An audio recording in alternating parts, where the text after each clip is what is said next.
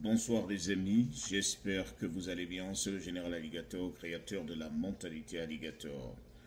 Les amis, cette vidéo concerne tous les amoureux de la développerie américaine.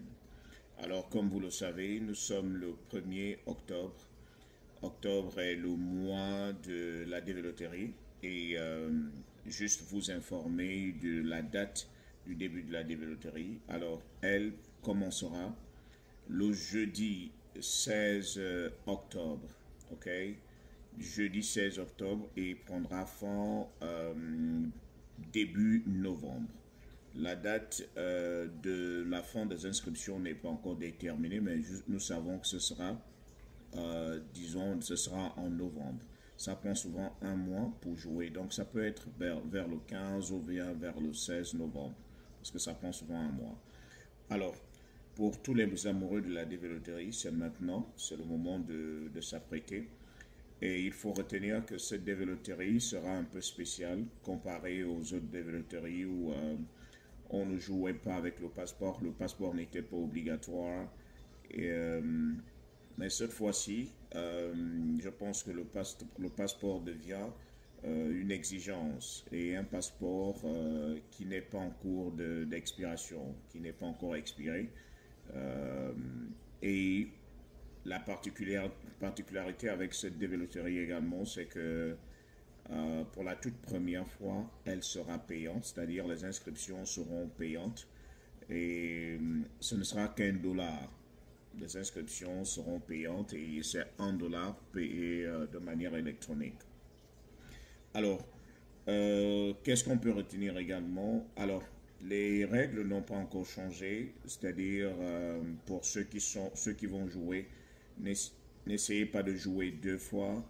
Une personne ne doit pas jouer deux fois en prétendant ou en pensant multiplier ses chances. Vous serez automatiquement disqualifié. Donc, il est mieux de respecter les instructions. Il est mieux de donner des informations exactes également. C'est-à-dire, si vous n'avez pas d'enfants, ne déclarez pas que vous avez des enfants. Si vous n'êtes pas marié, ne jouez pas comme si vous étiez marié parce que vous ne saurez pas le prouver plus tard. Donc, c'est maintenant qu'il faut prendre des précautions, pas après. Et je vois qu'il y a des personnes qui font les mêmes bêtises chaque année. On leur dit de ne pas jouer marié. On vous fait comprendre que les États-Unis ne comprennent pas notre façon de dire qu'on est marié. Tu vis avec quelqu'un depuis... tu vis en concubinage avec quelqu'un depuis 3 ans et tu l'appelles ma femme. Ce n'est pas encore ta femme parce que vous n'avez jamais été devant le maire.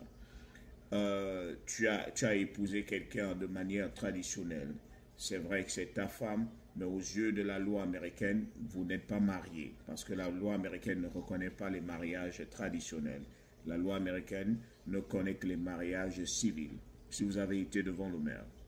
Donc, ce sont les erreurs que les gens font régulièrement. Et il y a aussi les erreurs au niveau du nom. Mettez le nom que vous avez sur votre passeport. Écrivez-le bien et vérifiez.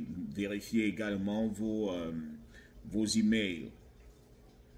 Rassurez-vous que lorsque vous remettez votre email à quelqu'un, la personne a utilisé cet email-là parce que c'est à travers cet email-là que vous allez tout faire si vous êtes retenu.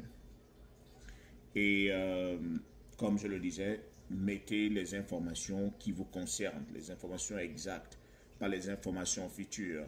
Ne dites pas que vous êtes marié, tout simplement parce que vous avez planifié vous marier peut-être en juin et vous mettez déjà marié maintenant parce que vous voulez jouer double. Non, cela pourra vous causer des problèmes. Il est mieux de mettre les informations de votre situation actuelle, pas une situation future. So that's it.